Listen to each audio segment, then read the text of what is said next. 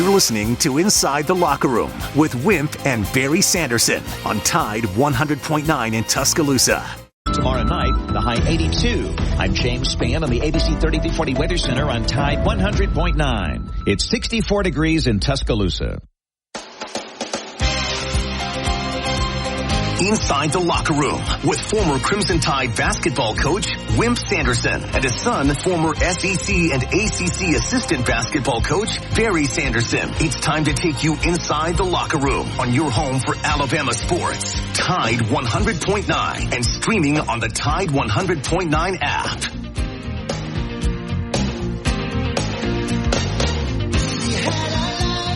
And good morning and welcome into the Hump Day edition of Inside the Locker Room. It's a Wednesday edition. Hope everybody had a great evening last night. Halloween is tomorrow night. So I know my neighborhood, Chase, oh my goodness. They bring them by the truckloads in the neighborhood. So you got to have plenty of candy. You can't, if you want to go out and take the chillins and you put a bowl on the front porch, it ain't working. We have a camera, but it ain't working. They're going to dump all the candy in their bag, so that doesn't work. So I don't know. Me and Jenny and I'll rock, paper, scissors. Who has to stay home? Usually it's cold, been cold, but where's the cold weather? Not cold right now. 205-342-9904 is the phone number if you'd like to jump in on the show with us this morning. The X accounts at Locker Room 109, at Barry Sanderson, at Wimp Sanderson 1. Email Wimp and Barry at yahoo.com. We want to thank Yellowwood, pressure treated pine from Great Southern Wood. Always remember, guys, if it doesn't have the yellow tag on it, then you certainly don't want it. Go to yellowwood.com to find the dealer that is closest to you. Also, Dad and Chase, Saturday night, you get to roll the clocks back an hour. So, Chase, for you, a guy that gets up early every morning, you're going to feel like for about a week you're getting an extra hour's sleep there. Y'all like that it gets dark earlier. I don't know if I'm a fan of that or not. Good morning, Dad. How are you this morning? Doing okay. I think last night's baseball game was quite unusual. Volpe's grand slam home run was certainly a big deal. The kid from Slocum, I believe I'm correct, Clay Holmes got the win. I thought most of you know that Freddie hit his sixth home run. No doubt if they win it, he's going to be the MVP. There won't be many people voting against him. One of the unusual things was ball hit sort of into the stands when they were trying to make a catch on it. Two fans tried to pull the ball out of his glove and were ejected from the game. Quite unusual happening there. So good win to keep it 3-1, and so that was quite an unusual game. I may have seen more of that than I did. Yeah, that was Mookie Betts. He caught the ball, and the guy was trying to pull it out of his glove. So they got an early exit out of the stadium. Probably most of you don't know Lenny Patrick. He was a great player at Walker County. He passed away. He was a running back. Lenny Patrick was a big deal with Coach Bryant when he was trying to get Ellison Taylor, who lives in Jasper. He's passed away a long time ago. Helped him get him, and he's passed away. The head coaches at some of these places have taken care of themselves by firing some of their people. West Virginia fired the defensive coordinator Jordan Leslie, because West Virginia's struggling some. So that's happening. I was thinking Tom Hart was going to be on today, but he couldn't get on today. He's going to be on tomorrow, so we can get some ideas about whatever he has to say about football playoffs. A lot of talk, just conjecture. Texas may end up playing Clemson. Ohio State may play Boise State, and they'll play BYU. And Miami and Texas A&M may play in Miami. So those are some of the things that came on the internet this morning. We'll see if that comes down. Bill Cameron, of course, will be on the second hour. We open up the phone calls for you the first hour because of we're free there. So if you want to call in, you're welcome to do so. Should be very interesting. Should be very interesting to see a lot of these offensive and defensive coordinators. Georgia Tech fired their special teams coach. He did not make the trip for this weekend. Wasn't announced real big, but of course they fired him. So they're firing people that are trying to keep their own jobs or feeling like that the reason their team is losing is not themselves, but it's the people that work for them. So that's about it. We welcome your calls anytime that you want to call in and tell us your opinion about what's going on with the playoffs. That's on everybody's mind. We'll see. We'll be glad to listen to you. All right. Also, next Tuesday, I think is a big day in college football. It's first year of the 12-team playoff, and it's the first poll that the committee will put out. And I think it's critical to kind of see. Normally, they get the poll out there, and then based on how teams play and wins and losses and all, it juggles around. But you got Oregon, obviously they're going, if they take care of business, they're 8-0. They're going to be 1. Miami is right now Penn State is currently, I'm talking about the undefeated teams now, is currently ranked 3 at 7-0. Now they're going to play Ohio State over the weekend. So obviously if they win that game, then they'll jump Georgia. If they lose, we'll see how far do they fall. Miami's 8-0. BYU is right now ranked in the AP poll 8-0 and then ranked number 9. Iowa State's ahead of Alabama at 11. They're currently 7-0. And then the other undefeated teams, guys, are below Alabama. Pittsburgh is 7-0. Army 7-0. And so do you think these undefeated, I know Army won't, but if Pittsburgh, Indiana, those guys win over the weekend, I need to pull up to see who they play.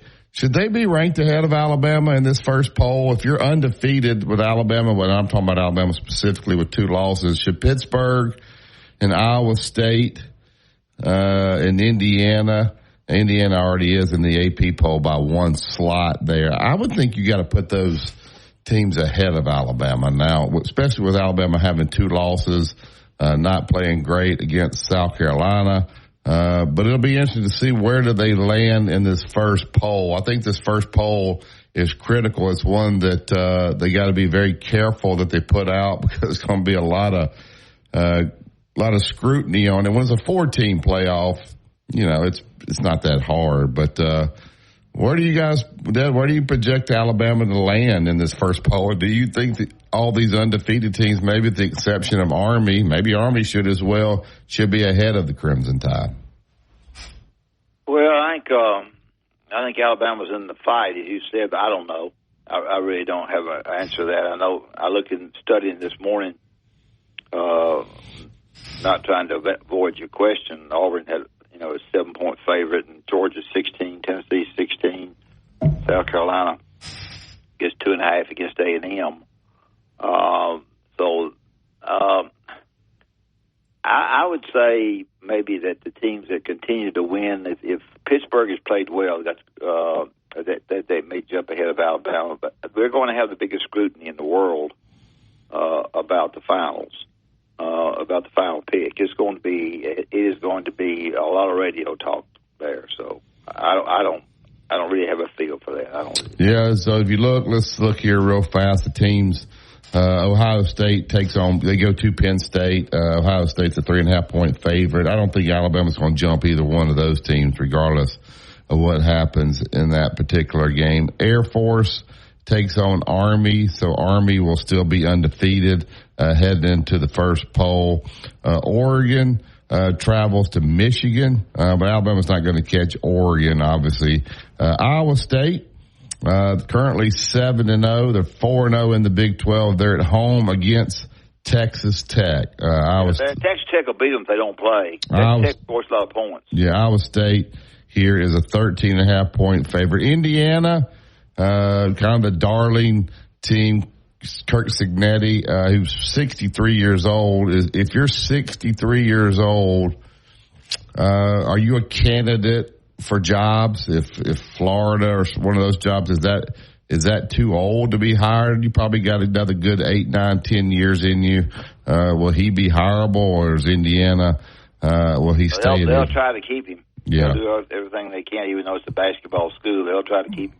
So Michigan State, not a great team, Indiana is a 7.5-point favorite there. So if you're wanting Alabama to get to the top, you're pulling hard for Michigan State there. Texas A&M's at South Carolina. Texas A&M with the one loss. I think right now they would be ahead of Alabama. If they lost to South Carolina, they'd be 7-2 with a loss to Notre Dame and South Carolina.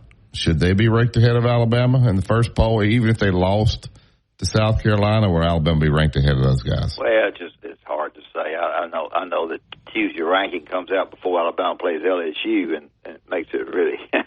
I don't know. I have no idea. Clemson is at home this weekend against Louisville. They're a 10.5-point favorite. Clemson got demolished in the first game, but they're currently sitting here number 11. They just keep winning, keep inching up. They'll still have a chance to play for the ACC championship. They're undefeated in the league. So it'd be interesting to see where a team like Clemson is ranked. If you're Alabama, you're pulling for Louisville in this particular game. Kentucky is terrible. They're going to Tennessee. Tennessee beat Alabama. I don't think you want to be tied with Tennessee that at 10-2 and in head-to-head there, they would have to take the Volunteers, right, over Alabama if it got down to those two. And they're both sat there at 10-2. Would head-to-head matter in that situation? Probably. Yeah, I just think it's, I know it's radio talk right now. We need some, but no guests. But I think it's hard for me to, even realize where exactly. I guess you're right. Oregon will be number one if something happens. I don't know.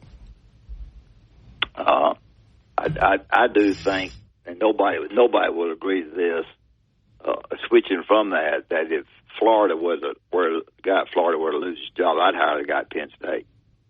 And the reason I'd hire him is at Vanderbilt is because he's such a great recruiter.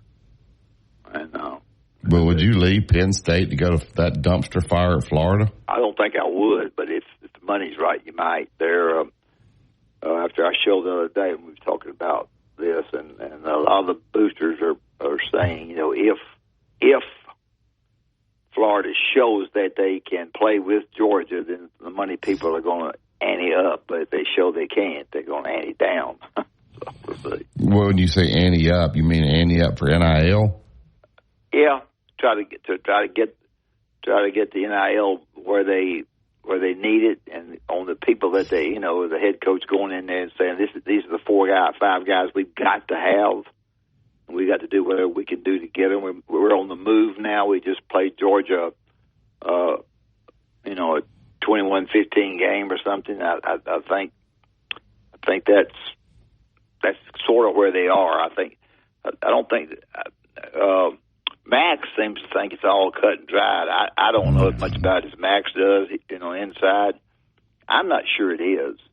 I think have you seen the remainder of their schedule? I looked at it, but I can't remember what it was. All right. Tell me where they're going to win another game. They got Georgia, at Texas, LSU at home, Ole Miss at home, and at Florida State. Well, there's a possibility they go zip. You'd say Florida State, obviously, but that's a rivalry game. So Georgia, they ain't going to be favored. Texas, they're not going to be favored. LSU, they're not going to be favored. Ole Miss, they're not going to be favored. Florida State, we'll see what happens. But if they lose all those, by the time they get down to Florida State, that game would be a pickle. Well, some of these teams, when they get beat, they feel like they're out of the 12, and their mothers and daddies tell them they are, and this person tells them they are. They quit on you. They're not as interested in really getting with it and playing. Their name's better than the way they play. And it's a hard job to coach these guys when you're a borderline team, as we've mentioned to this morning, because borderline teams always get the negativity behind the scenes. You know, y'all not getting in. So regardless of how well you play, it's keeping these guys ready to play. And that first poll, I think it's Tuesday. That first poll is going to be something. At the end, always, I felt like Alabama always got the Nick Saban bump. Will there be a Kalen DeBoer bump as far as ranking? They always got the benefit of the doubt. If Nick Saban was on the sideline, seemed like if it came down, they always seemed to kind of side with Coach. They'd slip into playoff. Is there still a bump there with Nick Saban gone? No. There is no bump now, Chase. It's a straight downhill. All right, we'll take the break here. Phone lines are open 205-342-9904. We're going to switch some of these ads around a little bit. Allstate Insurance agent Andrew Kniffer. Andrew is my agent. Let him become yours. Out at 4705 McFarland Boulevard, Suite 3 over in Northport. Don't just pay your bill. Know exactly what you got, what you need. Let Andrew make some adjustments to your current plan. If you need that, home, life, auto, whatever you need, these guys will take great care of you. 205-722-9201. Allstate Insurance with Andrew Kniffer. Here's what's trending on the Tuscaloosa thread. Good Wednesday morning. Unemployment remains low in Alabama, but the number of people not working remains high. There is a hiring event tomorrow in Northport.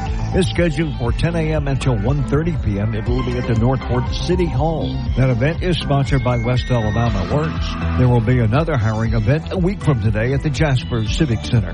Click TuscaloosaThread.com for more local news, sports, and weather coverage all throughout the day. It's absolutely free. Don Hartley, Town Square Media, Tuscaloosa. Tide 100.9 traffic. Tuscaloosa traffic now from the Townsend Nissan Traffic Center. Still dealing with the clearing stages of this accident on 2059 eastbound at Tuscaloosa Coley. That's Highway 11. And so everything is on the left shoulder. All those main lanes, however, are unbothered. And speaking of unbothered territory, well, pretty much...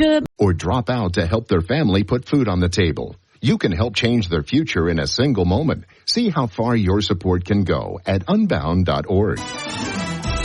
Road tripping, business travel, or bringing your car in for repairs. All great reasons to rent a Toyota at Tuscaloosa Toyota. You can rent the latest Toyota models for a day, a week, or a weekend. Every Toyota rental car comes with 24 hours roadside assistance. Or Town Square Media Tuscaloosa radio websites. Fill out the Advertise Here form. Put the power of Town Square Media to work for your business. The best sports talk in the state. Tide 100.9 and streaming on the Tide 100.9 app.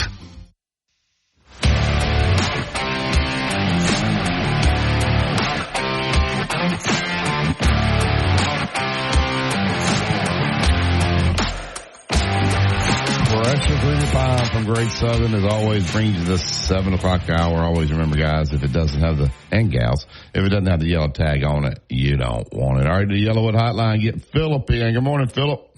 Morning. Good morning, y'all. How you doing? Good morning. Hey, the playoffs is interesting because 12 slots.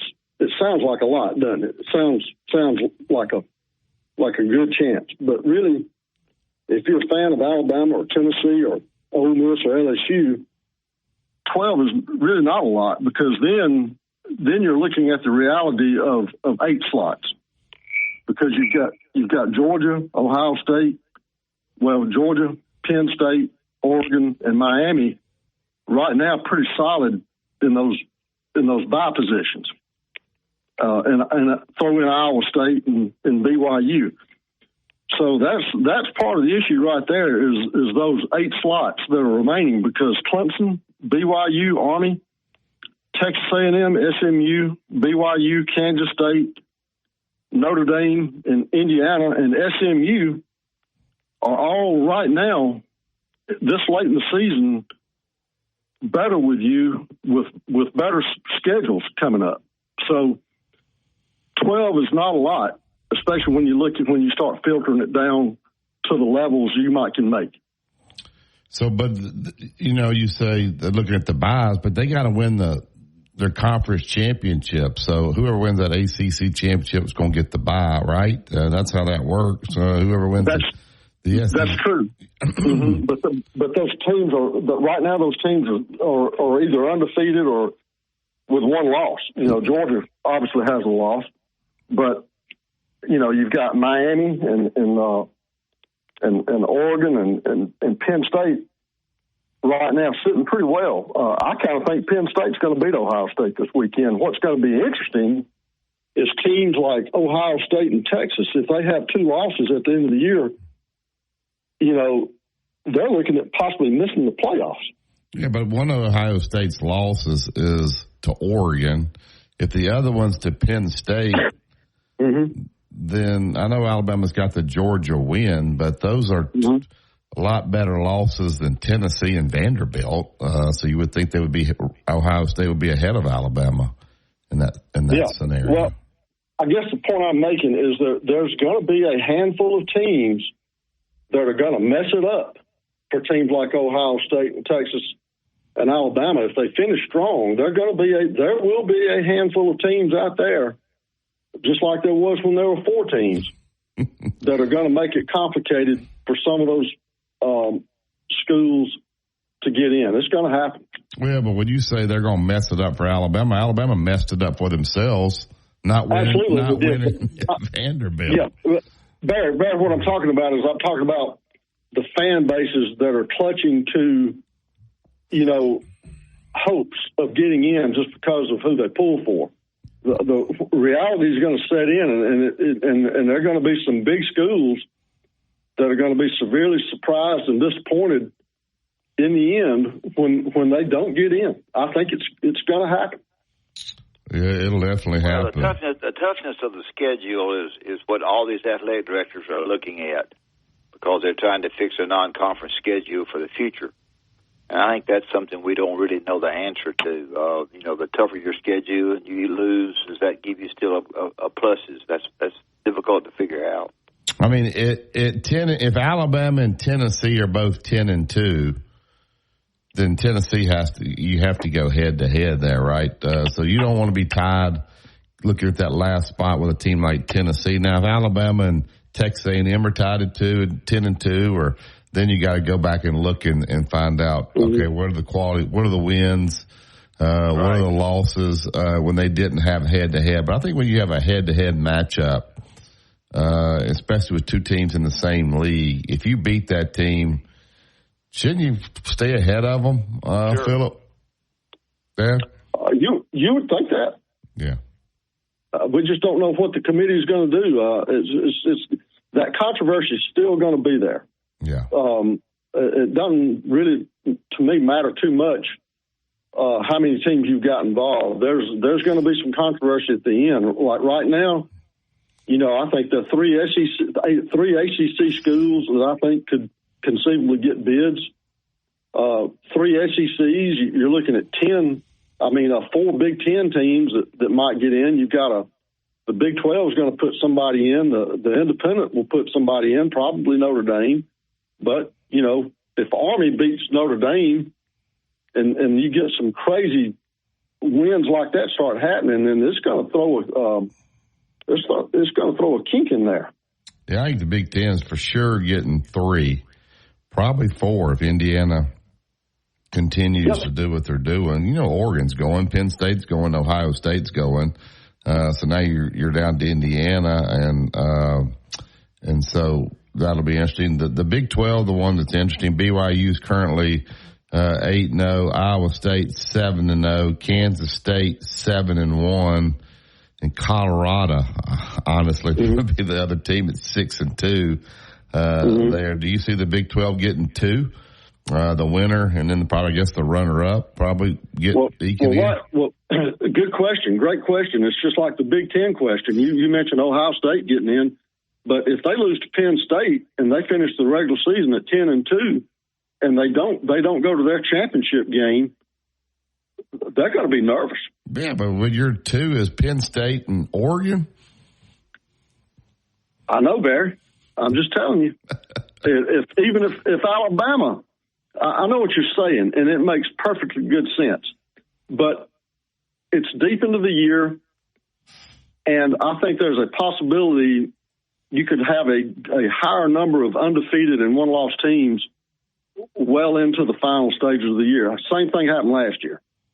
Yeah. How many SEC teams are still in it? Obviously, A&M, Georgia's still in it. Texas is still in it. Tennessee is still in it. LSU and Alabama. Those are the only ones that are still in it. Arkansas. I mean, Missouri is not still in it, even though they're only lost twice. Can you really say that Ole Miss is out of it, though? No, Can you really say that? I guess you could say they're still in it. Yeah, they beat Georgia.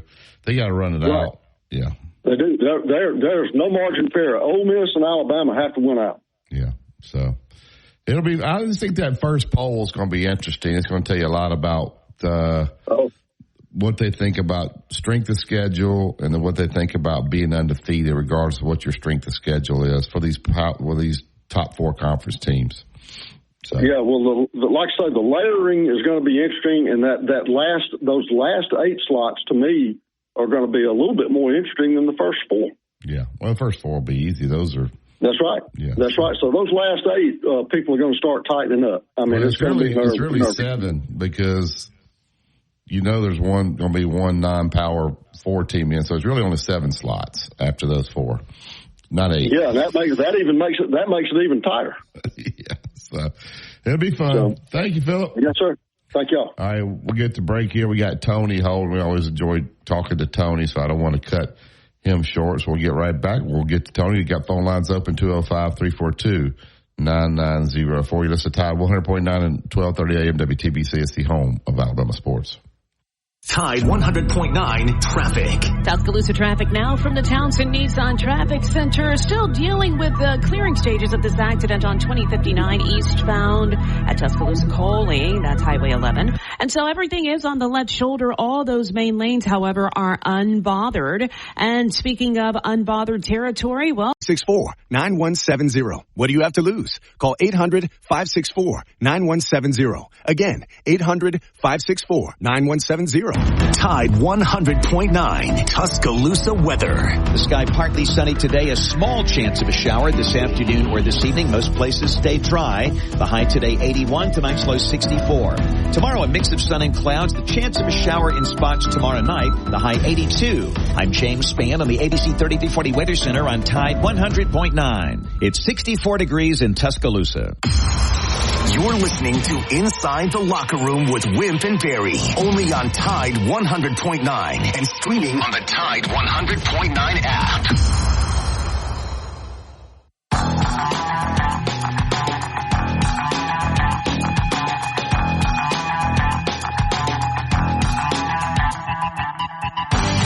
Welcome back to Inside the Locker Room. Thank Pressure Treated Pine from Great Southern. They make this 7 o'clock hour possible. If it doesn't have the yellow tag on it, you don't want them. A lot of talk about November the 5th, first playoff poll. I think it's going to be interesting to see where these teams come out initially. All right, to the Yellowwood Hotline, get Tony in. Good morning, Tony. Good morning, Tony. Good morning, gentlemen. You all right? Yes, sir. You?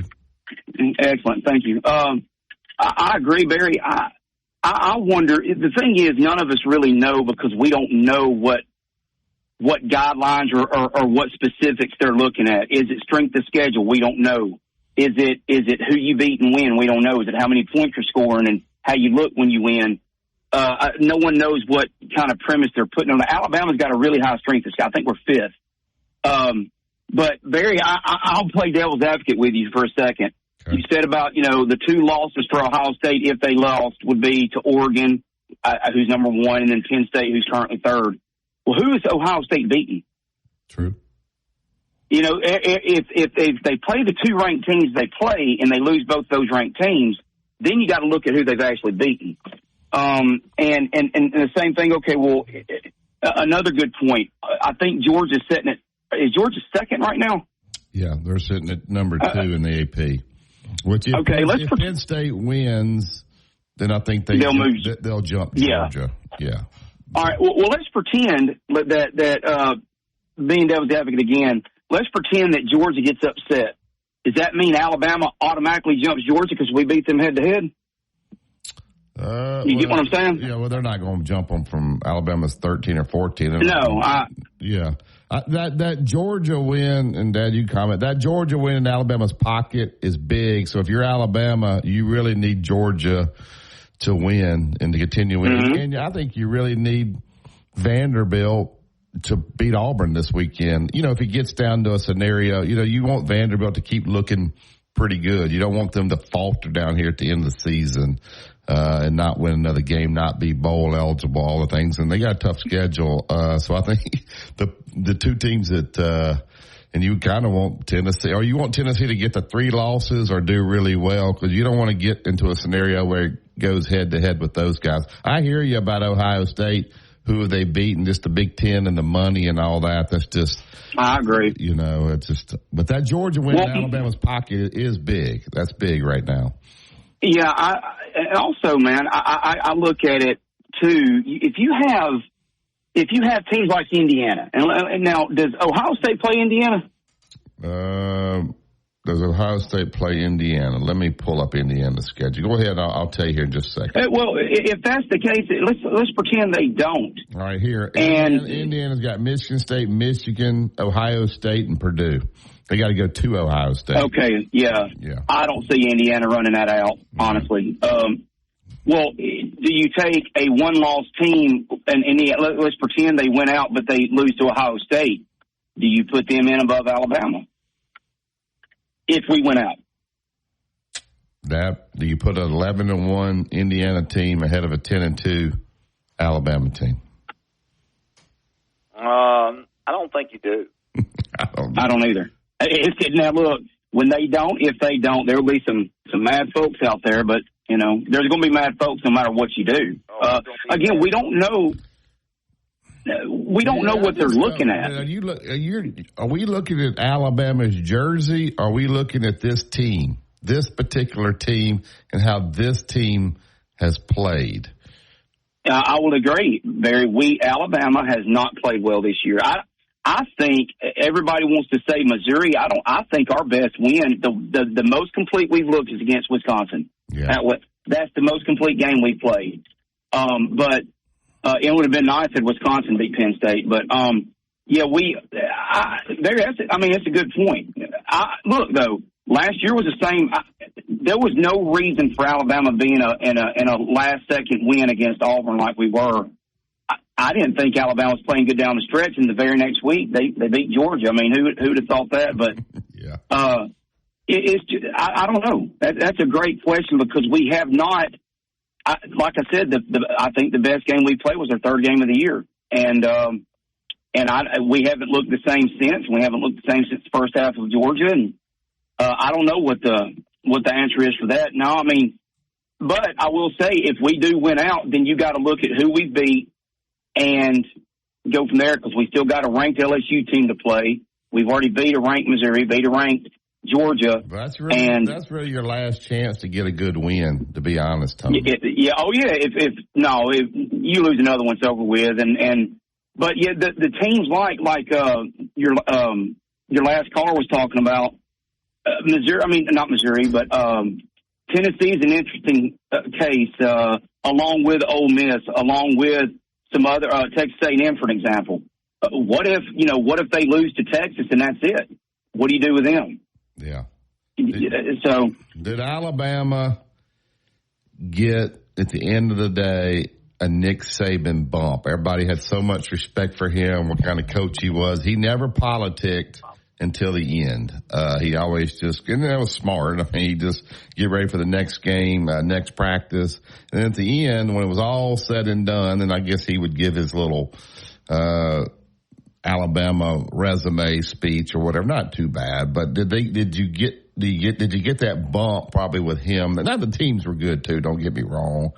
But did you get a Nick Saban bump there at the end when it was? I think 90% of the time they did. I'm being honest. He did politic in 2022 when we had the 2 losses, and he's talking about, we lost 2 games on the last second of the game or by 1 point or whatever. But if you go back, how many people that knew football, analysts or whatever, would say, well, if you give Nick Saban 3 weeks to prepare or a month to prepare, like there was all time, you give Alabama that much time, they're not going to lose. Whatever. I do think it helped them. I do. Yeah. It's just like it helped Coach Bryant. I mean, Coach Bryant and Coach Sanderson can say this. I've always been told by my father that Coach Bryant pretty much set up his own bowl games. So, for a long time. So anyway, y'all have a good morning. Well, Coach Bryant just told him who he wasn't going to play. Right. We're going to go to this bowl, and these are the 10 teams we're not going to play. Anybody else will be fine. So that's pretty much setting up your bowl game, though, wouldn't you say? Yeah. If you ain't going to play X, I'll play Y, though. So there you go. Well, y'all have a good day. All right. Thank you, Tony. Uh-huh. All right. Catch that call there, Chase, coming in there. I just think it's going to be bit interesting, but I guess Alabama, they can't worry about that. Their next opportunity, Dad's LSU, and then they got winnable games. But of course, if you think you got it made, then you can go to Oklahoma, obviously, and stub your toe there. But the next opportunity to get the good win is against LSU, and I think that's the loser of that game is probably out. Don't you think? Yeah, loser that game's gone. Yeah, no doubt about it. Yeah. All right, we'll take a break here. We got another couple phone calls coming in. We'll get to those phone calls when we get back from break. That's the Tide 100.9, 1230 AM WTBC. It's the home of Alabama sports. Tide 100.9 traffic. Tuscaloosa traffic now from the Townsend Nissan Traffic Center. We're a little on the slower side now that your prime time is all cranked up. And this is in Cottondale on Old Birmingham Highway eastbound after Kennedy Mill Road. Now this is a crash, and specifically at Mountain View Beach Road in Peterson. And so this is definitely causing you some slower. See if it makes sense for your business. Go to townsquarelocal.com for a free demo of the Townsquare Business Management Platform. Visit townsquarelocal.com. That's townsquarelocal.com.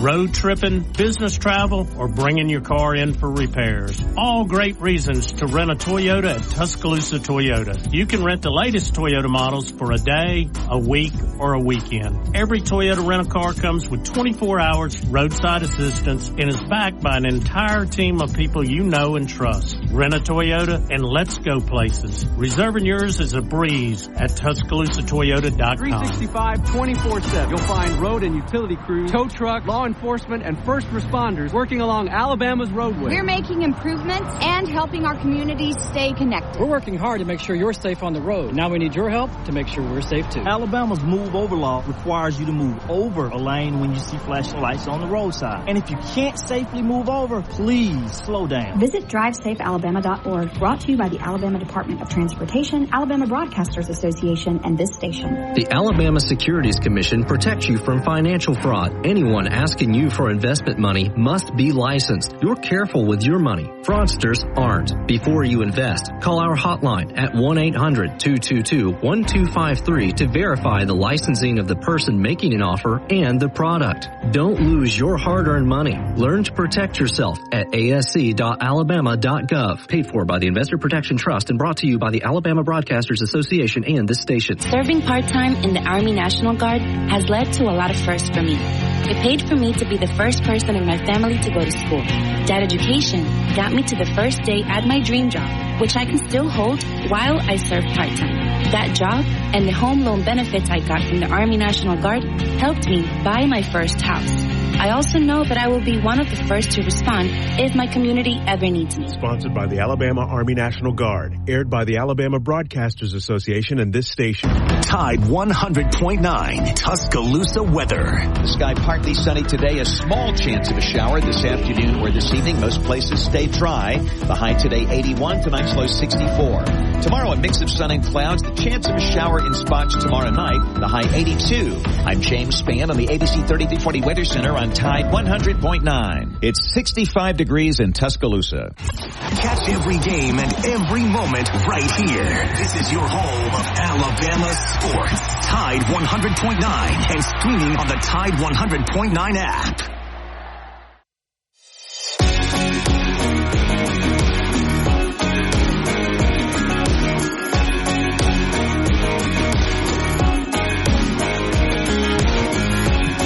Yellowwood, pressure 35 from Great Southern. If it doesn't have the yellow tag on it, you don't want it. Back to the Yellowwood hotline. Get Tom in. Good morning, Tom. Hey, Barry. Good morning, Coach. How are y'all? Oh, we're okay. How are you? I'm doing good. Thanks for asking. One point I wanted to bring up, and I'll take y'all's input on it, is, back in the day, during the heyday of the bowl games, when bowl invitations were coveted, a lot of times the invitations depended on what fan base traveled. How many people can we drag into these metropolitan areas and get them to spend money? And that was a factor. It may not have been the main factor, but it was a factor.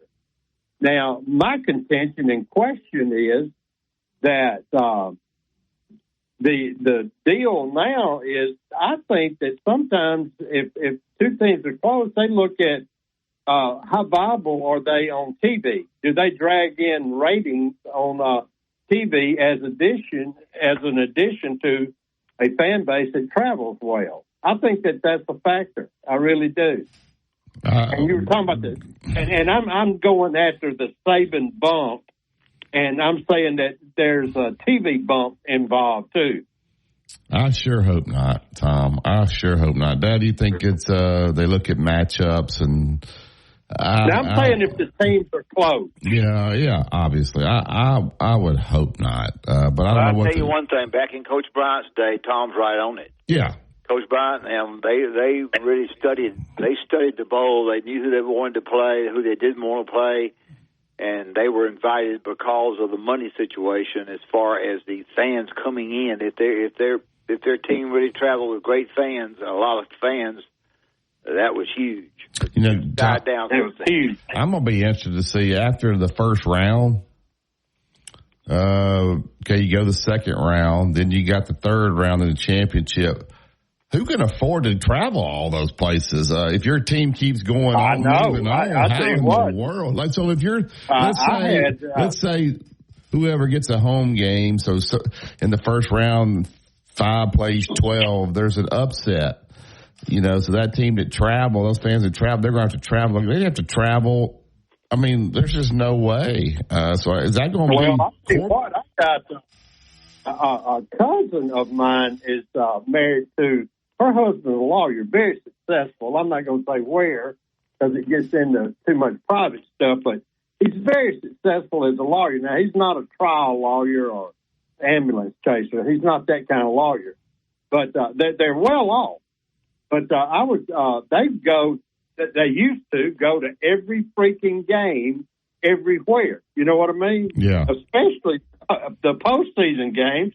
And they had the means to do it. But even they, with their income level and wealth level, I was talking to them. They said, Nick Saban is broke good. I joked to him about that for a while. But, that's a good point, Barry.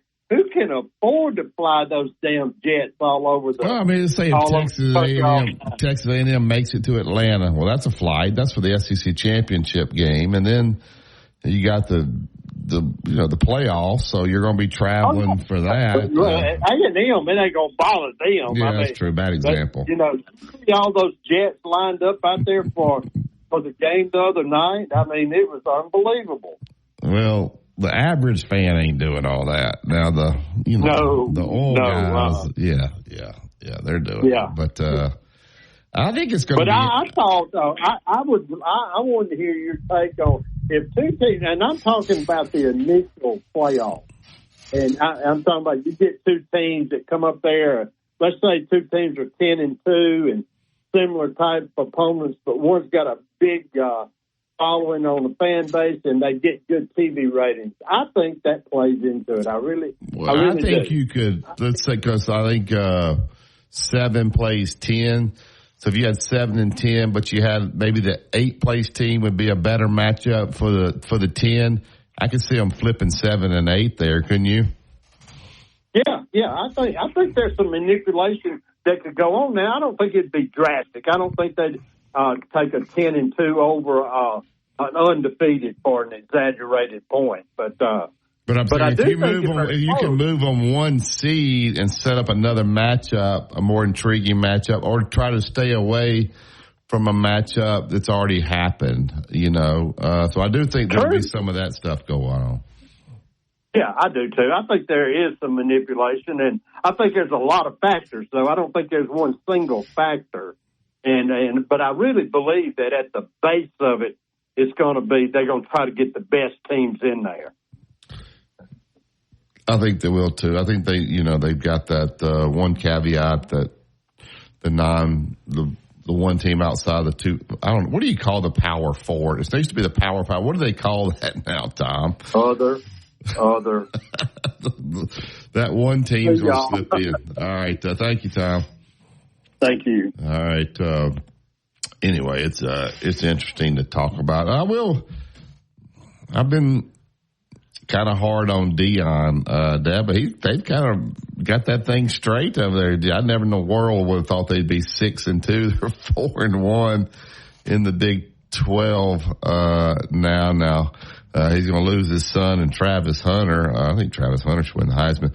He's got Texas Tech on the road, Utah at home, at Kansas, and Oklahoma State. He might go 10-2 over there at Colorado. I don't know about that. Who's going? Texas Tech. Tech's hard. Tech's hard to play. Something's wrong with Utah. What's wrong with Utah? They had a coaching change, and the other guy was a real hard-nosed type guy. I think the other guy was okay, but I think the coaching change has affected them a little bit. Kansas is not any good this year, and Oklahoma State's not good. So, they won some games people didn't think, and so they're sitting here now 6-2. Deion will be screaming they need to be in the playoff if they go 10-2. And I guess they may have a chance to get, it'd be tough to get into that Big 12 championship game. All right, we'll go ahead and take this break. We'll get back. We'll talk to Justin out at Tuscaloosa Toyota. We'll find out what's going on there, and then we'll talk with Bill Cameron. Big game down the Plains. I think if you're Alabama, you probably want Vanderbilt. Well, you always want Auburn to lose. You're an Alabama fan, but maybe even more this year, you'd like for Vanderbilt to win. We want to thank Yellowwood Pressure-Treated Pine from Great Southern. Always remember, guys, if it doesn't have the yellow tag on it, you don't want it. Road tripping, business travel, or bringing your car in for repairs. All great reasons to rent a Toyota at Tuscaloosa Toyota. You can rent the latest Toyota models for a day, a week, or a weekend. Every Toyota rental-car comes with 24 hours roadside assistance. RexMD.com. We've made the process fast, easy, and affordable. Visit RexMD.com right now to get started. That's REXMD.com. WTBC Tuscaloosa and W265CG Tuscaloosa, a Town Square media station. Tide 100.9 and streaming on the Tide 100.9 app.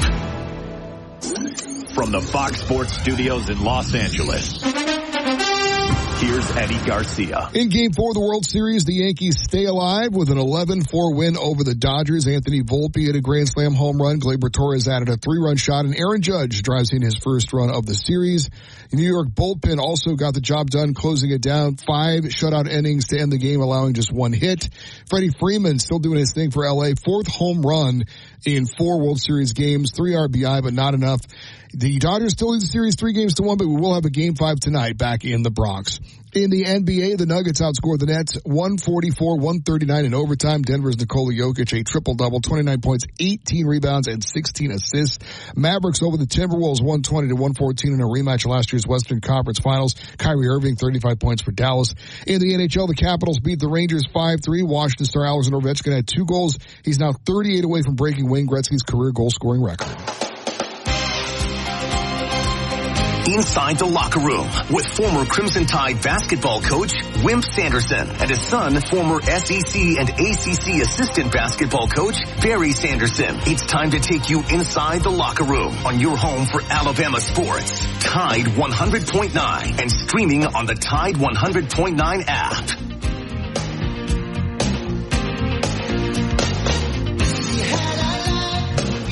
Well, welcome back to the second hour of Inside the Locker Room. I want to thank 2 Men in a Truck. They'll help us kick off this 8 o'clock hour. 2 Men in a Truck. You're looking to make a local move out of town, out of state. You just need help getting stuff moved around the house, getting ready for holidays.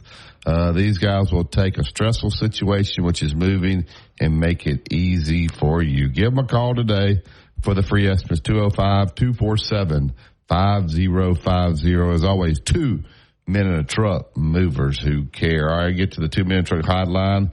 He's with Tuscaloosa Toyota. Wasn't with us last week, but hopefully he's feeling a little bit better. Justin Troll. Good morning, Justin. How are you? Morning, man. I'm doing great. How are you guys? Well, we're good. You well? Yeah, man. Strep throat hit me hard Tuesday, and it was rough on Wednesday. So, hey, I'm good now, so everything's great. How are you guys? We're hanging in there. Tell us, today and tomorrow, that tire special is going to end. So if you want to buy 3 tires and get one for $1, they need to hurry up, don't they, Justin? Absolutely. We've got 2 days left, and that deal won't be back on until next April. So if you are anywhere close to needing tires and want to save the most money, that tire sale, it's incredible just to walk through. It doesn't matter the time of the day, and see the amount of people that's in our service department. It's just crazy how many vehicles they've been running through and doing tires. And then obviously, people are still getting their cars serviced. So you're talking hundreds of people during the week coming through getting that tire sale. It is the best deal around right now. So if you want to capitalize today, tomorrow, go buy 3 tires, 1 for $1. You can't beat that deal. Yeah. Justin, I know the Camry's already got the 2025s out. Tell us about the other vehicles there. I know you got the 2024s in, and you guys, those are great vehicles as well. When do the 2025s come out in all the other vehicles each year? Yeah, I had somebody walk into my office and ask me that yesterday, and the 25s are arriving. You'll see in about a month that the 25 RAV4, things like the 25 Corollas already on the lot. So the Camry 25's there, the Land Cruiser, the 25 model Land Cruiser, it's getting close. The one that's probably going to be the longest wait, and it'll be toward the first of the year, toward the end of January, will be the all new redesigned 2025 Toyota 4Runner. Complete redesign with all the updated technology. It's totally revamped. It's time to do the 4Runner. It's been a long time. And that thing is going to be phenomenal. Now, we won't see it until January, but most of our 25 products will be there, if not already there, over the next month. I think you'll have a hard time keeping those, Justin. Those things are hot. Those 4Runners are. Well, I sold a Land Cruiser yesterday. I think I've sold that Land Cruiser hadn't been out long, the new redesign, but I think yesterday I'd sold 26 of those.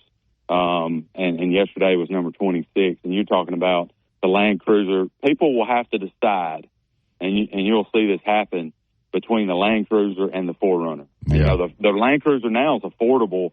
It used to be a $90,000 car, and that's all it was. And now you can buy them in the 60s and 50s.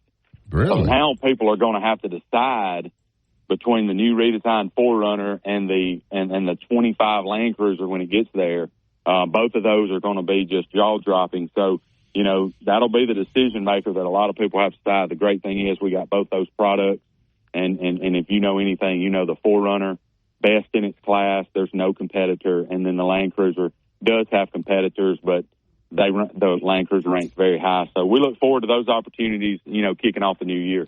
You'll get a kick out of this. We went up to Birmingham on Sunday and to see my mom. I had Mac with me, and then my daughter had a baby shower, so we went over there. Well, his Mimi brought him back in the Toyota Highlander, and when we got back, he said that was the best car he's ever ridden in. So I said, well, I have to tell my guy from Tuscaloosa Toyota, and she had a Mercedes that he used to ride in all the time. So the Toyota Highlander was the best car that Mac has ever ridden in. So I just if you don't want to go small SUV and you don't want to go too large, the Highlander, and then you also now, you know, they are producing the Grand Highlander. You got two options right there.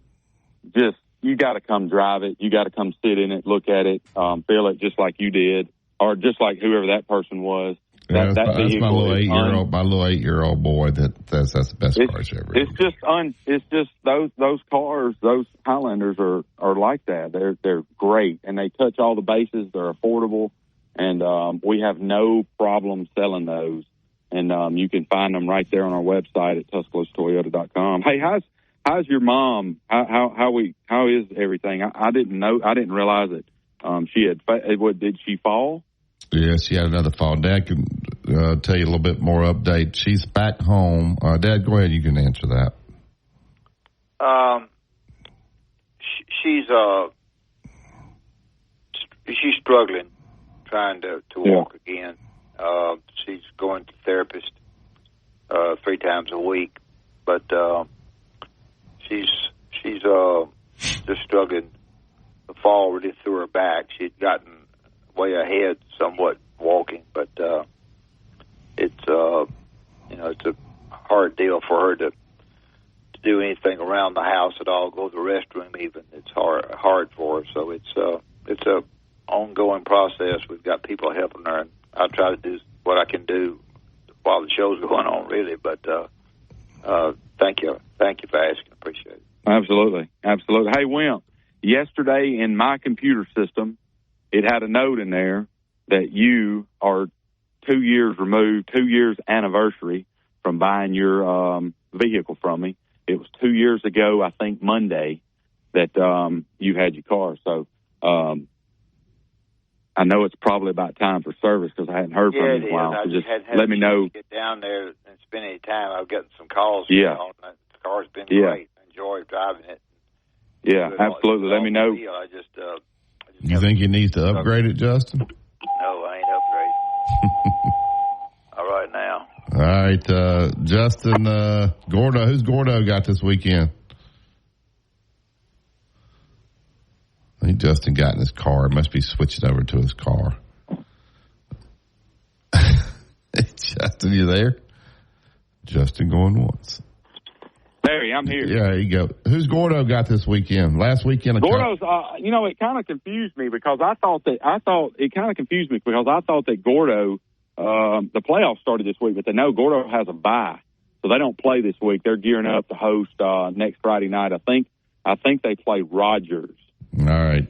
Yeah, like some people played straight through and then had their open date the week before the playoffs. Some people took their open dates during the year and they're playing this weekend. Then the playoffs start next weekend. So I think it was just a matter of kind of how these guys scheduled. So just sets basketball back. These playoffs starting on the 8th, and if your team's really good, then they go through, it could go all the way up until the first weekend of December. So, anyway, so no game for Gordo this week then.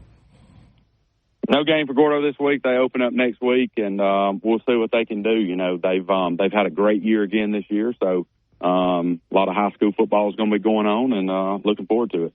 Well, Justin, we appreciate it. Go to TuscaloosaToyota.com. You guys swing by Skyland Boulevard for all of your vehicle needs. New inventory. They got pre-owned. You can rent a Toyota. You can do it all right there at the website. Go by there and see Justin. Hang out with him. He'll take great care of you. Thank you, Justin. Thank you. Hey, thanks, guys. I'll talk to y'all next week. All right. Stay well. All right, that strep throat. Ugh, that sounds horrible. All right, we'll take this break here, then we'll get to Bill Cameron. We'll find out what's going on down on the plains. Auburn coming off to victory. There they got the Vanderbilt Commodores coming in this weekend. You listen to Tide 100.9, 1230 AM WTBC. It's the home of Alabama sports. Tide 100.9 traffic. Tuscaloosa traffic now from the Townsend Nissan Traffic Center. Well, moving with a purpose, but we do still have this accident lingering in Cottondale. Old Birmingham Highway, eastbound after Kennedy Mill Road. Now, this accident is specifically at Mountain View Beach Road in Peterson. Otherwise, it is the construction. Visit us now to save big and discover why so many are switching to BMW. BMW of Tuscaloosa. Take your dreams for a drive. From the University of Alabama, this is Crimson Tide Today. It's a daily update on Bama sports and it's brought to you by Conecuh Sausage, a true Southern flavor since 1947 and the official smoked sausage of the Crimson Tide. Order online at ConecuhSausage.com. Hello again, everybody. I'm Roger Hoover. Here are thoughts from former Alabama linebacker Corey Reamer from Monday night's episode of Crimson Tide Rewind, presented by the Alabama Department of Public Health. It was a good game. It started off a little bit slow on the offensive side, but finished strong and getting the starters back in right there at the end of the ball game to ensure that shutout. It was I'm sure that was exciting for all those defensive guys. It's just sometimes even though it didn't mean anything in terms of the final score of the game, but for our defense to give the effort to practice and to be able to see that zero, that goose egg, it's always a goal. Whenever we had all the goals after each game, we always came in and evaluated how we did. One of them was always like, let's see if we can pitch shutouts. And I remember in 2009 we had a number of them, and it's something that you strive for. And there's always going to be points that get put up, but if your goal is to have zero under their name, that's usually you're going to win a lot of ball games that way. So I'll have more in moments. Favorite jeans, favorite shirt. Got Conecuh sausage and I'm firing it up. Yeah, everybody knows. Now I get my grill on. You can smell that flavor up and down the road. It's a little taste of heaven and everybody knows. That's how I get my grill on. Conecuh sausage. It's just a little taste of heaven. Join us tonight for Hey Coach and the Kalen DeBoer Show, live from Baumhauer's Victory Grill in Tuscaloosa, starting at 6 p.m. Central. Crimson Tide Today is brought to you by Conecuh Sausage. Crimson Tide Today is a production of the Crimson Tide Sports Network from Learfield. Two-time state champion and two-time NIT champion, Barry Sanderson breaks down the latest in sports on Inside the Locker Room on Tide 100.9.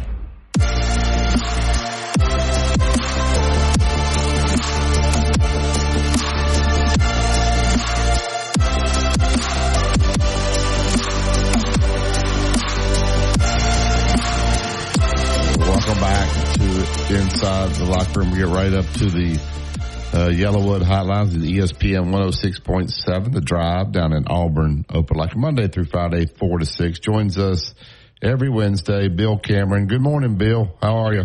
Hey, Bill. Hey, guys. Doing fine. Good. The option is an option that has hurt people for Vanderbilt, and same kind of player that played against Auburn a year ago, I guess. Is Auburn, I know they're a 7-point favorite. Are they more ready to play against the quarterback and the offensive coordinator and Coach Skill than they have been in the past? Well, they better be. I mean, it's been, it wasn't just last year when New Mexico State came in and beat Auburn 31-10, and Diego Pavia had a tremendous day. The year before that, he took his New Mexico State team up to Liberty and ran all over Hugh Freeze's Liberty team, too. So Hugh Freeze wasn't kidding when he said, he's sick of seeing Diego Pavia. I bet he wakes up at night thinking about some of the things he's done. What a great year Vandy has had.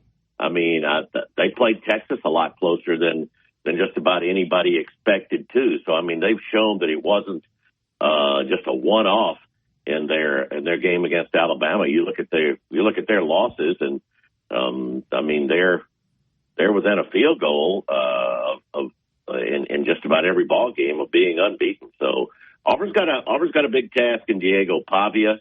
Vandy's they're not the most athletic team. They're not the biggest. They're not the fastest and strongest. But boy, they don't beat themselves. They really play sound fundamentally. Their defense has been very impressive as well. And of course, that's Clark Lee's thing. So There's no way that Auburn is not doing everything they can to try to prepare for Diego Pavia to keep him from at least coming close to doing what he did a year ago. What's Auburn's stumbling block right now? Is the quarterback, the consistency there, the wideouts, the offensive line? What, in your opinion? I think the offensive line is probably the biggest concern right now. And I've been saying for a while, and we saw it. I think we saw it again on Saturday up in Lexington. They're just better suited to running the ball than they are pass protection. That's been the biggest problem. Auburn's been throwing the ball less lately and still giving up about the same number of sacks. And the surprising thing is more than half of Auburn's sacks are coming on first down. And you would think that's usually a down where you've got time. It just about seems like any time that Peyton Thorne or Auburn drop back to pass and do something that's not a quick pass, there's too much pressure. So Auburn's made a couple of changes. They've shuffled the offensive line around. Dylan Wade is now getting the start at left tackle. Percy Lewis has really struggled out there at that spot. So that's probably one of the biggest concerns that this team has right now. And they're just better off lining up and coming off the ball and running. And last week, I mean, they were able to do that and just continue to pound the ball. And Jarquez Hunter, who everybody's been saying, give him the ball more, finally got the ball more and, had the fourth best rushing yard game in Auburn history. We're talking with Bill Cameron with ESPN 106.7 The Drive. Bill, if you get this win, then you're 4-5. You got Monroe. You're 5-5, and then you need one more win to get to a bowl. So that Texas A&M coming in, you could beat those guys. You qualify for a bowl. How important is that for this young team to possibly get into a bowl? To get the extra practice? I know Hugh Freeze would like to do that. So this Vanderbilt game is huge. They're going to beat Monroe, and then you got A&M and Alabama. Got to get one of those games and be bowl eligible. Is that important for this team and for the future of Auburn football? Oh, it's important, and as much as even the extra practice and getting in the bowl game, it would be a strong finish, and that would be something that I think would sit in the minds of recruits and everyone that, all right, those games early on this year that Auburn could have won down the stretch, if they're winning most of those games, I think that's what they want. You want to go ahead and set the tone, but sure, it'd be good. I mean, not that anyone's going to be thrilled if you're going 6-6 and getting to a bowl game every year, but it's a different way. If you get to 6-6 after you start out 2-5, that's a whole lot better than last year. Remember when Auburn started 6-2 and finished 6-6. Yeah, well, it's doable if they get the game tonight. I mean Saturday, and then they'll get Monroe, and then which will be a great win. They can knock off A&M, especially the way that they played. And who knows, whenever you play Alabama, it's just they seem to do really well down there. Up here, it seems to be tough, but we'll see where Alabama's head is. If they lose to LSU, not this Saturday, but next Saturday, and they're out of the playoff, how motivated will Alabama be as this thing moves along? And Nick Saban said that Tennessee, he didn't have to do anything to get them up for Tennessee. He had to do more to get them up for Auburn. Wow. Yeah. Wow. You think Auburn will use that as a little bulletin board material when that game comes? I would think they'd probably be reminded of that. Yeah, I mean, it's interesting. I mean, that's one of the times when you go, gee, I thought Hugh Freeze was usually the guy that was saying things that might be right, but you might not want to say at that time. Yeah, I would think that'll probably come up in a few weeks. Yeah. Recruiting wise, are they hanging on to the guys that they have gotten because of the season being lackluster? Or are they struggling trying to keep who they have recruiting wise? The thing has been that's been one of the positives is the some of the top players. I mean, Deuce Knight, who was the Notre Dame commitment, was talking even before the Kentucky game about the excitement of being here and keeping this class together. I wouldn't be stunned if a player or two flips. I mean, that's about the norm, but it sure doesn't look like there's been, a lot of concern from the potential recruits, and that sort of leads into something else that I was going to say. I mean, one of the probably the most positive things that we've seen through this whole stretch of that 4-game losing streak is really hadn't heard of young players or players that were ready to jump ship. Now, it's the days of the transfer portal, and you're going to have some players that leave.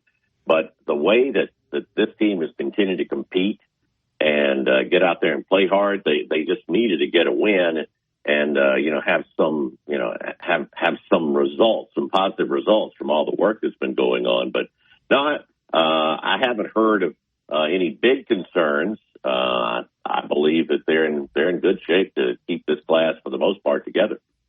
All right, basketball. Auburn knocked off Furman 83-62. They got Florida Atlantic on Friday, and the season gets going for real the next week with Vermont coming in. Then they got to play Houston. Wow, in the Toyota Center over where the Rockets play. Kent State.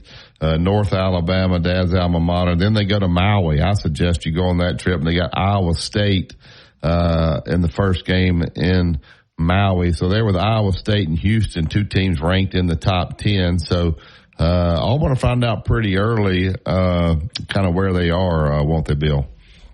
Yeah, no kidding. I mean, we've talked about it a good bit here in the off season, but I mean, you look at both Auburn and Alabama and the non-conference opponents they play. It's interesting. They play a couple of the same in Houston and Purdue, but the thing everybody is hoping to see Friday night is Miles Kelly. He didn't play there. He's been out with all they're saying is an illness. Doesn't seem like it's anything terribly serious, but he wasn't available for the tip-off at Toomers. Didn't go to Greenville this past Sunday for the matchup against Furman. And that was one of the things that we've talked about that is a concern right now is how well is Auburn going to be able to shoot it?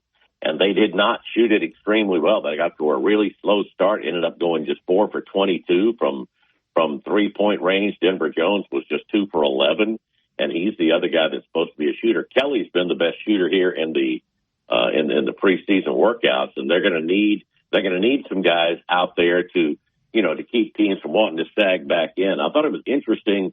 They opened up in that game against Furman with Janai Broome at the 4 and Dylan Cardwell starting at 5.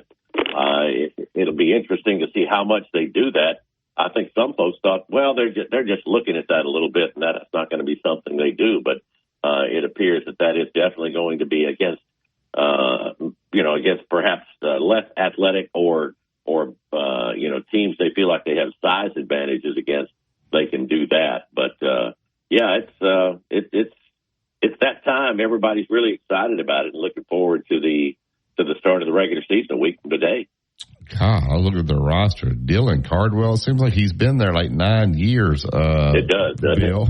It? Auburn's got I believe it's 10 seniors on this roster. That's unbelievable in these days, and half or more of them have been here for at least a couple of years. So yeah, it's an amazing thing to see that many seniors on a roster. This is the last year of that of the COVID stuff, though, the extra players. So I don't think you're going to see anything like this from this point on. But yeah, there's no doubt that Auburn's going pretty much all in with so much experience on the roster this year. Yeah, no doubt. Facility-wise, I saw the baseballs getting their stuff going. What else is going on over there on the campus at Auburn? Yeah, I mean, they'll be starting on, once the season's over, and I'm glad they're back in town for a few weeks. Boy, it seems like it's been like more than a month. But, I mean, they'll get started on the north end zone and the facility up on that end. But, yeah, the baseball looks really, really good. It looks much closer to finish from the outside. I know they're doing a lot more on the inside. The locker rooms is something that Jason Caldwell from Auburn Undercover, who'll be on with us this afternoon, he's always, I mean, he's like a baseball guy. I mean, just you want to know about Auburn baseball, you talk to Jason, and he's been over there in the last couple of days. I haven't had a chance to go in and look at the locker rooms, but that they have more than twice as much space, and it's really, really, really nice over there. But that'll probably be the next thing is the north end zone. I believe that's on the facilities updates. Yep. I can't think of anything else. Any thoughts among your listeners about the Final 12 as to who might do what? I know it's all conjecture, but any thoughts that you have or they have when you do your show about how many people, many teams in the SEC will get in and who that might be? One of the things we're talking about, Bill, is that the first rank comes out Tuesday. I think it'll be interesting to see where they put these undefeated teams like Pittsburgh and these teams. Are they going to be ahead of Alabama and some of these teams where they put them on that initial poll? Yeah, I mean, it's going to be really interesting. I mean, because it looks like there could be more, teams that finish around that. We'd assume that a 10-2 team from the SEC was there wasn't going to be any question they're going to be in. But I don't know if a Missouri team at 10-2 would make it in. And you guys were talking about next week for the Alabama LSU ball game. I can't see how that's not an elimination game. So. It's really crazy just looking at how many teams could make it into the position where you don't want to play in the SEC championship game. If you've got a 4 or 5 team ties, 4 or 5 teams tied at 7 or 1, or 4 or 5 teams tied for second at 6-2, probably, what's the point of playing in that championship game if it could give you a third loss? So that's what's going to be really interesting to see. But I have no idea. It's going to be really interesting to see how some of those unbeaten teams, as you said, are going to be ranked in there. This is really going to be crazy because I really think there are more than 12 teams. There's so many more than 12 teams. Heading into the season, everyone was thinking, well, there may be 4 teams that are deserving, and 4 or 5 teams maybe are deserving of getting into the playoffs. But now that it's 12, I could probably reel off 20 schools that feel like they ought to be at least strongly considered for the 12-team playoff. One of the problems you have is in these leagues are so big, Bill, is you have unbalanced schedules. So not everybody playing, and so you got to look at 10-2, but you got to look at them differently. So if I'm a team that gets left out because they end up having a soft conference schedule that I had nothing to do with, that's going to be kind of frustrating. But I don't know what you do about it. It is what it is when you have these leagues that are so big and everybody doesn't play each other. Yeah, that's absolutely right. And that's one of the things, I mean, in this conference, you see that a lot. You see it a good bit. I mean, Texas A&M, A&M, Texas, that's going to be a huge ball game at the end of the year, but they haven't played some of the others. And that's how you can have crazy tiebreaker situations when you have 3+ team ties, is they don't have head-to-head, and there's really nothing you can do about it. I mean, that's just the way it is. So there's going to be a lot of subjectivity in, looking at how a team did. You're going to have to compare them against other schools, not against each other. Yeah. Oh, I can't think of anything else. Anything on baseball personnel that you might give our listeners? A lot of new guys coming in, a lot of old guys leaving. Where are we with baseball? Well, a couple of the guys returning from a year ago, in Cooper McMurray and the Cade Ballou, who was a freshman last year from Auburn High, have missed a good bit of the fall. So it's given some of the young bats an opportunity, and they really like some of the young power guys. They've gotten some good production from some of the players coming in, and it's as much freshmen as it is transfers. So I think they like the lineups that they've seen thus far. There's still so many guys that they're trying to decide on exactly where they're going to slot as far as pitching. They've had, they finished up the games they've played against other teams. They're going to have their their World Series next week, but it's been a pretty productive fall from the offensive standpoint. So I know they're pretty pleased with that. Before you go, Bill, what is your favorite candy, Halloween candy? What's the go-to for Bill Cameron? Probably for me, I like the. It's funny, I like the smaller little Snickers, but I'm more a Kit Kat kind of guy. Well, if you're gonna go trick-or-treating at Dad's house, then you need to take the Kit Kats out before you go up to the house, because he tends to go into the trick-or-treaters' bags and take their candy when you go to his house. So he takes candy from used, so the kids stop coming to the house. So. Yeah, I might offer him some deals and stuff like that. Give him a couple of those Almond Joys for some Kit Kats. I would definitely do that. That'd be you give 2 Almond Joys for 1 Kit Kat. There you go. All right, Bill, tell everybody where they can find you and your great show down there. The Plains. Yeah, it's fun for the first time in quite a while to be talking after a win and thinking about actually maybe getting a couple of wins in a row. It's The Drive every day, 4 to 6 on ESPN 106.7. You can check us online at radioalabama.net or ESPNAU.com. Hey, Bill, before you leave, who's coach of the year, Vanderbilt or A&M? Ooh, that's a really good one. I don't know. They both really deserve it. If A&M hangs on and wins the SEC, then I think Mike Elko definitely is. If Vandy can pull off another win and finish, if they can finish 500 or better in the SEC, and I think that's definitely doable. It'd be hard not to vote him. But I've got a feeling with Vandy's tough schedule here down the stretch that Mike Elko is probably your leader in the clubhouse right now. Who wins Vandy Auburn? I think Auburn, because of the way they've held up and played and competed on the road. I think Auburn wins this one. I don't know if they cover, but I think Auburn has been playing pretty well. They've cut down on the turnovers, and I think it's going to be a lively crowd, even though it's an early ball game. So I'd lean Auburn, but I don't know about giving 7 points. Who wins Texas A&M at South Carolina? Ooh, that was such a big win for A&M last week, and I've been surprised by them a couple of times this year. So I'll probably stick with A&M, but I wouldn't be shocked if Carolina. This is going to be a physical game up front, no question about that one. South Carolina will hit you. They will. We'll let you study a little bit more on Alabama LSU, but we'll have you pick that game next week. So looking forward to that. Thank you, Bill. All right, guys. Thanks, Bill. Have a great week. All right, Chase, what's your go-to candy? You like one of those sweet tarts? Are you a chocolate guy?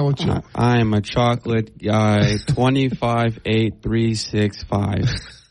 What is your go-to? I like Hershey's. My girlfriend tried to give me the Snickers. I don't like Snickers. I just don't like nuts. So give me Hershey's dark chocolate, milk chocolate, Hershey chocolate. No, not the. Yeah. You need chocolate. There you go. All right, Dad, let's talk about Bryant Bank before we get to break. We talk about the locations in Tuscaloosa and Birmingham, Columbiana, and various places throughout the state of Alabama. And we know that in each place there's a great banker surrounded by people who can help you. If you're wanting to put your money in there and know that it's safe, then either a personal account or a business account, either one of those two will be safely looked after. And I think you'll be pleased with what they do with your money. As far as if you want to invest it in some way, they can help you there. If you're trying to buy a home, they'll help. Let's have somebody there to try to help you with that. Bryant Bank is a bank that sort of a hometown bank. Same zip code, same area code, same everything. They do a lot for the community, and I would hope that you might go by Bryant Bank and tell them that you heard the advertisement on Inside the Locker Room and that you want to be a member of Bryant Bank. All right, we'll take the break. Open up the phone lines for the rest of the show, 205-342-9904. We'll try to nudge Dad a little bit about where he's thinking about this Blue Plate special. We've got to get back on the winning ways there. That Blue Plate special is brought to you by Chuck Norwood and the RE/MAX Realty team down in Orange Beach, Gulf Shore, serving that area for over 33 years, and experience counts. Go to chucknorwood.com or give him a call, 251-948-1212. We'll see if he'll give us a list of some of the games that he's thinking about. This is Tide 100.9 and 1230 AM WTBC. It's the home of Alabama sports. Tide 100.9 traffic. Tuscaloosa traffic now from the Townsend Nissan Traffic Center. Looking at a fender bender on University Boulevard, moving westbound at Helen Keller Boulevard. Now, this is not only causing delays on University, but you've also got a pretty good stack up southbound on Helen Keller trying to make that University Boulevard hookup. In the meantime, Tailgate Show is presented by Academy Sports and Outdoors, Skyland Boulevard, Tuscaloosa, and the new location, Highway 280, Birmingham. Online at academy.com.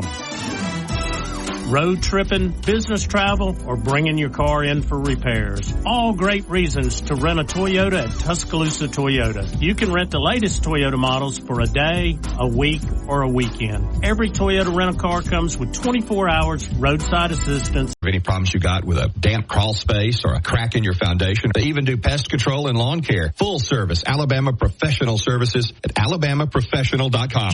Tide 100.9 Tuscaloosa weather. The sky partly sunny today. A small chance of a shower this afternoon or this evening. Most places stay dry. The high today 81. Tonight's low 64.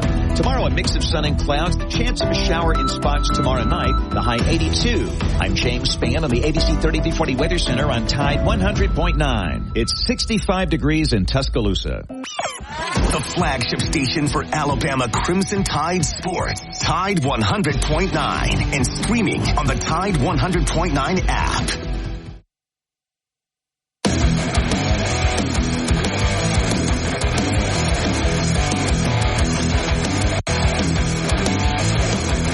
Welcome back to Inside the Locker Room. All right, good slate of games, I guess, this weekend.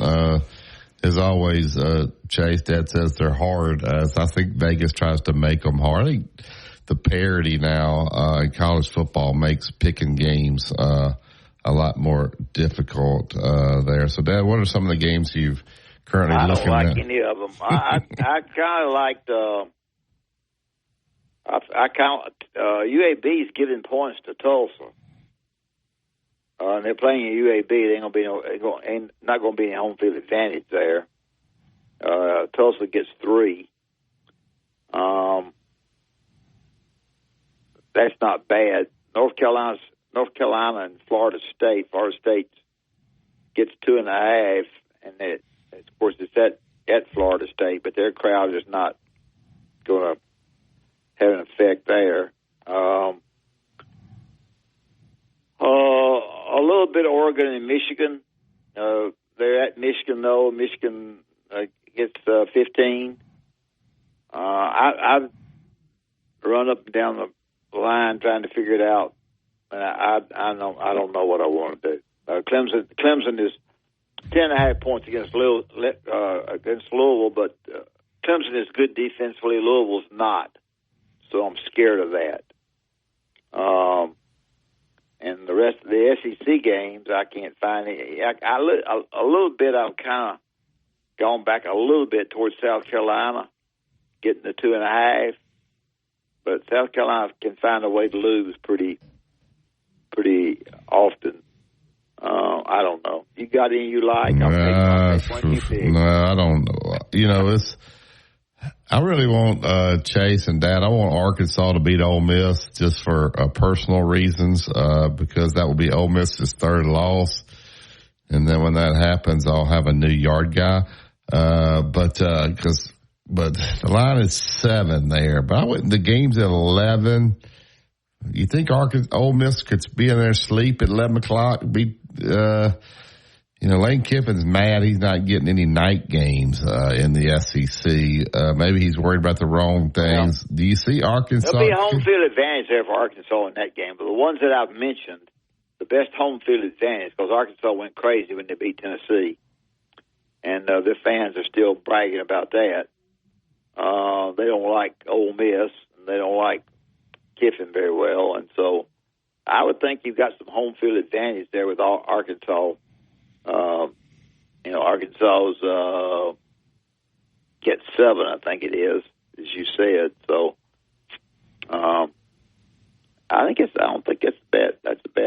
I'm not saying bet that. I'm just pulling for Arkansas because when that happens, and I just need I need Ole Miss to lose one more game very bad, and so it's very critical that Ole Miss drops another game. Games are so evenly matched now, and it's UCLA and Nebraska. I don't know. You think that Maine at Oklahoma is going to be a 34. Tough? Is that going to be a tough ticket? No, I don't think so. 34. I think 34-point favorite. How about UMass at Mississippi State? Is that going to be a tough ticket? No. You could pick what row you want to sit on at that game. All right, Kentucky. Stoops. 16 and a half there. That gets a night game in Knoxville. Tennessee's kind of been quiet after that Alabama win. Tell about Tennessee. I kind of like that game a lot, but I can't decide. 16. I don't know. It's going to be a lookout guess for anybody that really thinks that they really know things. I think Tennessee's going to end up 10-2. They got Kentucky, Mississippi State. They go to Georgia. That'll be their next loss. And they got UTEP and at Vandy. They're looking at 10-2. So anyway. Well, Miami's 21-point favorite over Duke, and they're playing at Miami. And of course, sometimes Miami falls on their face at times when you don't realize that they're going to.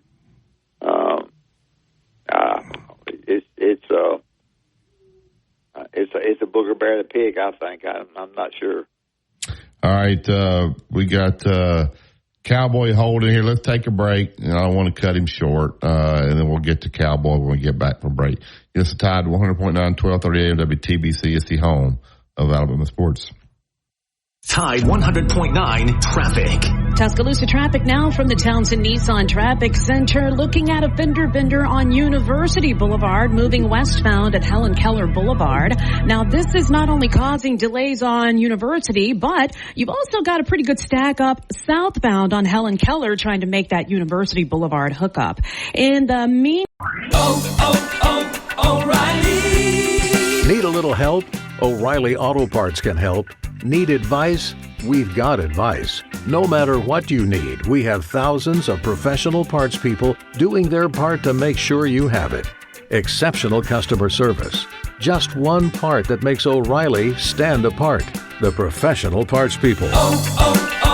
O'Reilly Auto Parts. One. Again, 800-951-6541 and give us your answer. The proceeding is not a contest or sweepstakes and is a paid advertisement by Family Vacation Getaways and not sponsored by or affiliated with this station or program. Tide 100.9 Tuscaloosa weather. The sky partly sunny today. A small chance of a shower this afternoon or this evening. Most places stay dry. The high today 81, tonight's low 64.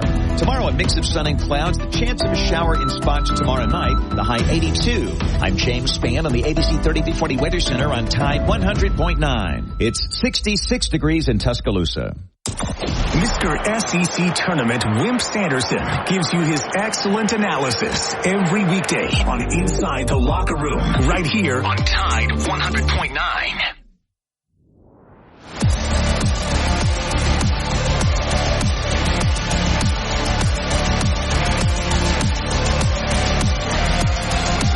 Welcome back to Inside the Locker Room. Right to the Yellowwood Hotline. We'll get Cowboy into the show. Good morning, Cowboy. Good morning, Barry and Coach. I'm a little under the weather, so I was looking at something on my computer earlier today. And, boy, how much did Texas pay the scheduler in the SEC? I mean, I started looking at their football schedule. The only team they played, I guess besides Vanderbilt, Georgia, beat the dog out of them. And now their basketball schedule, look, they've got Auburn at home, Tennessee at home, back-to-back. They got Arkansas at home, Alabama and Kentucky back-to-back at home before they ever go to Arkansas. I mean, my goodness, they must have paid the scheduler a lot of money.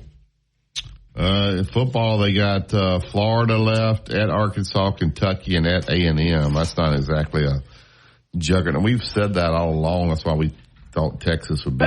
They get to them in basketball, too. The basketball schedule. I mean, they get the top teams in the league coming to them and don't have to return the game except Arkansas. Yeah. Dad, did they pay off Garth? He's not the scheduler, though. Well, they just congratulations to Texas for getting in the SEC. Welcome to the SEC. I wonder if Oklahoma, I bet they didn't get a good schedule. Ooh, no. They go to Alabama, Oklahoma in basketball. Yeah. I mean, they got to go to A&M, but they got Auburn, Tennessee at home. Don't have to return that. They got Missouri at home. They go to Ole Miss. I guess they didn't want to make Beard come back to Ole Miss. I mean, to Texas that first year. But Alabama and Kentucky at home, Arkansas at home, but they take that back. They got Georgia at home. Oh, boy. They got a favorable schedule. Sounds like when I looked at Auburn's schedule, they're playing Houston and Iowa State pretty early. Alabama, man, they have a gauntlet there that they're playing. So it looks like these basketball teams have upgraded these non-conference schedules. Should be exciting. I think they probably needed to do that with the playoff being much longer. So it's going to be a while before people really get into basketball. Maybe these bigger games will get eyes on these games earlier than normal, Cowboy. Texas opens with Ohio State. Are they going to be any good this year? What do y'all hear, Coach? Dad, you know anything about Ohio State? No, I don't. In Las Vegas next Monday. Yes. Then they got UConn at home on December 8th. Huh. Who does? Who's got UConn? Texas. Oof. Darby Rich is there. I was looking at their staff. Yeah. I know Digger, he didn't like my comment last week, but I don't think that. I hope for Darby's sake they hang around, but I don't know if this coach is going to keep them in the upper echelon of the SEC. Yeah, we'll see. They got the new arena over there, don't they, Cowboy? Yeah, I believe they do. We play them down there in Alabama on a Tuesday night, February the 11th. I might have to. I think the Aggies got a lot of guys back, so I think the Aggies should be good.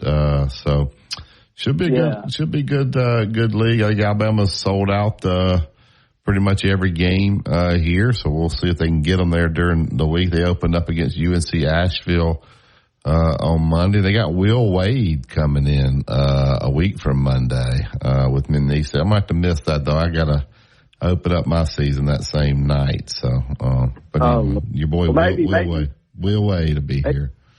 Maybe you can play the after school special at 4:30 and get over there. There you go. Hey, Coach, there might be a good blue plate that SMU Pittsburgh.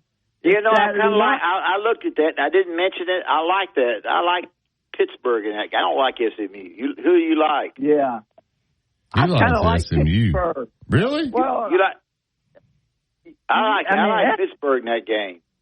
Yeah, SMU. I mean, they've been really good, but Pittsburgh should be they're kind of an established. I didn't. When I was running down, I had looked at that game. I had two games down. That was one of them I didn't mention. And I like Pittsburgh in that game. SMU is a 7.5 point favorite in that game. If you like it, get you. Oh, they are? Yeah. Woo, plus, it's in Dallas. The game's in Dallas. Yeah. So. Oh, yeah. It's Saturday night. Yeah. Yeah. So the weather might be bad Saturday night. I don't know. It's supposed to rain a lot here the next few days. It'll be interesting. That first poll, we've talked a lot about that first poll next Tuesday. It'll be interesting to see where they have the teams. I'll tell you a lot about what this committee's thinking. Thank you, Cowboy. Thank you, guys. Be good. All right. That's it for today's show. We'll get out of here. We'll make way for the Gary Harris Show. Keep it locked in here all day long for live local sports. Listen to Tide 100.9 and 1230 AM WTBC. It's the home of Alabama sports. Have a great day, everybody.